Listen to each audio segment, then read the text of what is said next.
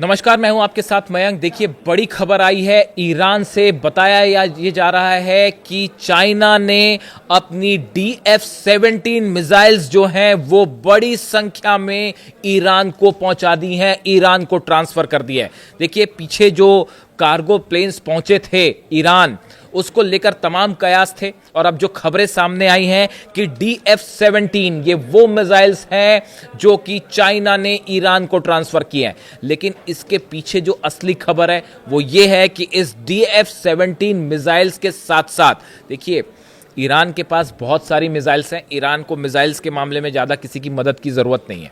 लेकिन ये जो DF-17 मिसाइल्स जो चाइना की पहुंच गई हैं ईरान, ऐसा बताया जा रहा है, इसके साथ ही चीन ने पहुंचा दिया है DF-ZF हाइपरसोनिक ग्लाइड व्हीकल, जिसे HGV भी कहते हैं। अब ये खास बात ये है, अब ये समझना होगा कि क्यों ये जो DF-ZF हाइपरसोनिक ग्लाइड व्हीकल जो पहुंचा दिया है चीन ने ईरान को, इसका इस्तेमाल कैसे हो सकता है और ये समंदर में कैसे अमेरिकी जहाज़ों का काल बताया जा रहा है कि साहब उनको तबाह करने में बहुत अहम भूमिका निभा सकता है। देखिए, आपने DF-17 की खबर शायद पहले कहीं देख रखी होगी, कई जगह खबरें छपी भी थी कि DF-17 मिसाइल चीन ने पहुंचा दी है। लेकिन उसके साथ अब जो खास बात है वो DF-ZF हाइपरसोनिक ग्लाइड व्हीकल।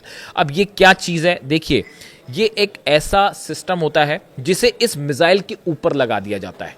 ये जो DF-17 मिसाइल है, इस मिसाइल के ऊपर लगाया जाता है ग्लाइड व्हीकल जिसका नाम है DF-ZF। ये मिसाइल के ऊपर लगाकर छोड़ा जाता है, जो अंतरिक्ष की सीमा से गोता लगाते हुए लक्ष्य की तरफ गिरता है। अगर हम आपको इसको सरल शब्दों में समझाएं तो ये जो DF-17 मिसाइल है, इस मिसाइल के ऊपर लगा दिया जाता है DF-ZF हाइपरसोनिक ग्लाइड व्हीकल। और जब ये मिसाइल लॉन्च की जाती है तो ये मिसाइल पहले वायुमंडल को पार करते हुए ऊपर जाती है, और उसके बाद जब री एंटर होती है वो एटमॉस्फेयर में, जब वो री एंटर होने लगती है तो ये जो ग्लाइड व्हीकल है ये उससे अलग हो जाता है, और वो जो टारगेट है वो उस पर गिरता है। यानी देखिए, जो DF-17 की रेंज है 2500 किलोमीटर, 2500 किलोमीटर, और उसके बाद जब वो री एंटर होती है, जैसी मिसाइल री एंटर होगी तो ये जो ग्लाइड व्हीकल उसके ऊपर लगा हुआ है ये उससे अलग हो जाएगा, और फिर उसके बाद वो भी कई किलोमीटर तक ट्रेवल कर सकता है। यानी आप देखिए, इस मिसाइल की रेंज जो है वो 4000 किलोमीटर से ज्यादा हो सकती है। और सबसे खास बात यह है कि ये जो ग्लाइड व्हीकल है ये अपने साथ बड़ी मात्रा में पेलोड यानी कि धमाके करने वाला सामान अपने साथ लेके जा सकता है।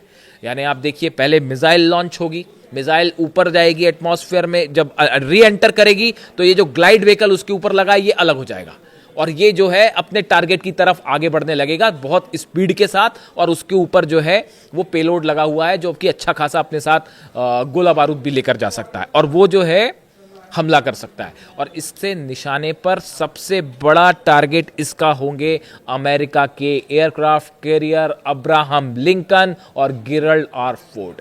देखिए, ये दोनों अब पहुंच चुके हैं। अब्राहम लिंकन तो पहले से था, उसके साथ 9 डिस्ट्रॉयर्स थे जो मदद करने वाले जहाज होते हैं वो है। अब गेरल्ड आर फोर्ड भी पहुंच चुका है और उसके डिस्ट्रॉयर्स भी पहुंच गए। बताया जा रहा है कि अब टोटल 17 डिस्ट्रॉयर्स हो गए हैं अमेरिका के, यानी 2 एयरक्राफ्ट कैरियर अब्राहम लिंकन और गेरल्ड आर फोर्ड, और उसके साथ जो है 17 डिस्ट्रॉयर जहाज जो कि मदद के लिए खड़े हैं। ये सब के सब अब ईरान की ये जो मिसाइल्स हैं जो कि चाइना ने दी है DF-17, और इसके ऊपर लगा जो DF-ZF हाइपरसोनिक ग्लाइड व्हीकल है HGV जो कहलाता है, ये इसके निशाने पर होंगे। देखिए, हाल ही में अमेरिका के रक्षा मंत्री पीट हेग्सेट की तरफ से एक बयान आया। उन्होंने कहा था, करीब 4 दिन पहले उनका ये बयान आया था, उन्होंने कहा था कि चीन की मिसाइलें हमारे एयरक्राफ्ट कैरियर के लिए खतरा है। अब इसी समय ये बयान क्यों आया? देखिए, आप समझिए इस बात को।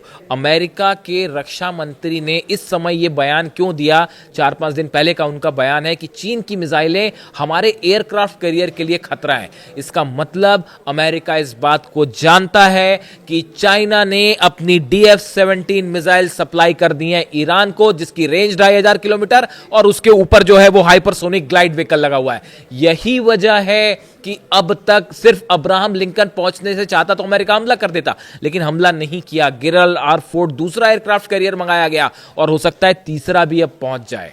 और इसीलिए शायद ये खतरा सता रहा था अमेरिका को कि अगर हम हमला करेंगे तो ये जो मिसाइल्स हैं, खास तौर पर जो एयरक्राफ्ट कैरियर को निशाना बनाने के लिए भेजी गई है, ये हमारे लिए बड़ा खतरा साबित हो जाएंगी। वो फतेह 2 तो है ही, वो फतेह 2 और खुर्रम शहर, वो मिसाइल्स जो हैं, देखिए वो ये ऐसी मिसाइल्स हैं जो सतह से फायर की जाती है और जनरली जो है वो इजराइल के अलग अलग शहरों पर गिरती है, ज़मीन पर निशाना बनाती है।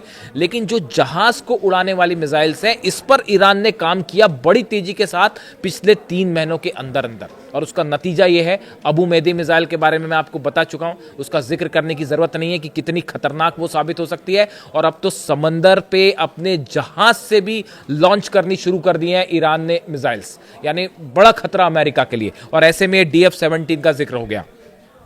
अब एक और खबर जो है, जो एक्सपर्ट्स से मेरी बात हुई, मैंने समझने की कोशिश की कि भाई अमेरिका ने अपने एक के बाद एक एयरक्राफ्ट कैरियर मंगाते जा रहा है अमेरिका, इसकी क्या वजह है, क्यों दूसरा और तीसरे का भी अब जिक्र हो गया है कि ये क्यों बुलाने पड़े। हमला तो कई तरीके से हो सकता था, इसकी क्या ज़रूरत है। तो एक तो ये था ही कि भाई ईरान की मिसाइल्स बेहद खतरनाक है। बताया ये जाता है कि अगर एक एयरक्राफ्ट कैरियर से हमला होता ईरान पर और दूसरा नहीं आता तो इजराइल को बचाना मुश्किल हो जाता। ये कई एक्सपर्ट्स का कहना है कि ये जो गेराल्ड आर फोर्ड दूसरा एयरक्राफ्ट कैरियर आया है, इसका मुख्य मकसद ही यही होगा कि इजराइल को बचाया जाए ईरान के हमलों से। यानी जब हमला होगा अमेरिका का, भले उसमें सीधा हमला इजराइल ना भी करे, अगर अमेरिका ने भी हमला किया, लेकिन नतीजा ये ज़रूर होगा कि तेल अवीव पर, हाइफा पर और इजराइल के तमाम शहरों पर बरस जाएंगी ईरान की मिसाइल्स। और जैसा बताया जा रहा है कि देखिए अमेरिका की तरफ से जब हमला होगा और उधर से जब मिसाइल्स फायर होंगी, जो कि अलग अलग तैनात हैं, 600 से ज़्यादा जो है मिसाइल्स सिर्फ तैनात कर दी गई हैं, बताया जाता है कि इजराइल को टारगेट करते हुए। तो ये जब मिसाइल्स बरसनी शुरू होगी तो अमेरिका अपनी रक्षा करेगा, अपने एयरक्राफ्ट कैरियर बचाएगा, कि फिर वो जो है अरब देशों के बेसिस बचाएगा या इजराइल को बचाएगा। ये बड़े मुश्किल पड़ जाती है बचाना सबको, क्योंकि मिसाइल्स तो एक साथ फायर होती, वो मिसाइल्स अमेरिकन बेसिस पे भी एक साथ फायर होती, इजराइल पर भी फायर होती और जितने एयरक्राफ्ट कैरियर है उस पर भी फायर होती। तो कहा यह जा रहा था कि अमेरिका अपनी रक्षा करने में इन्वॉल्व हो जाता और इजराइल को बचाना मुश्किल हो जाता। इस सूरत में इजराइल पर अगर मिसाइल्स गिरती हैं और बड़ी संख्या में एक साथ अगर मिसाइल्स गिरती हैं, खुर्रम शहर 4 और फतेह 2 जैसी मिसाइल्स फायर हो जाएं, अगर 600-700 मिसाइल्स एक साथ अगर फायर हो गई इजराइल पर, इस बार जंग जो है वो एग्जिस्टेंस की जंग होगी। इसलिए इस बार ऐसा नहीं होगा कि ईरान ने पिछली बार की तरह जैसे 100 मिसाइल फायर की थी, एक साथ 600-700 मिसाइल फायर हो गई। तो इजराइल को बचाने के लिए सिर्फ गेराल्ड आर फोर्ड को भेजा गया है, ताकि वहां से जो है पेट्रियट सिस्टम फायर कर करके ईरान की मिसाइल्स को न्यूट्रलाइज किया जाए, वरना इजराइल तो साफ। तो बताया जा रहा है कि जो दूसरा एयरक्राफ्ट कैरियर पहुंचा, इसका मेन मकसद होगा किसी भी तरह से इजराइल की रक्षा की जाए। यानी आप देखिए कितना जबरदस्त खौफ। आपके पास एयरक्राफ्ट कैरियर है, 17 डिस्ट्रॉयर, सबमरीन छोड़ दीजिए, बाकी जो बेसिस पे F-35 और F-16 जेट्स हैं वो छोड़ दीजिए, जो पैराट्रूपर्स खड़े हैं अंदर आने के लिए वो छोड़ दीजिए। इन सब के बावजूद इजराइल को बचाना एक बड़ी चुनौती। और अब ऐसे में ये जो DF-17 के साथ खास तौर पे DF-ZF हाइपरसोनिक ग्लाइड व्हीकल की जो बात हो रही है, जो बताया जा रहा है कि बड़ी संख्या में पहुंच चुके हैं ऑलरेडी ईरान, अगर जंग होती है तो ये बड़ा गेम चेंजर साबित होंगे और अमेरिका के जितने जहाज हैं वो इसकी जद में होंगे, इसके निशाने पे होंगे। इससे जुड़ा जो भी अपडेट होगा मैं आप तक पहुंचाऊंगा। वीडियो कैसा लगा कमेंट करके ज़रूर बताइए। Thank you so much.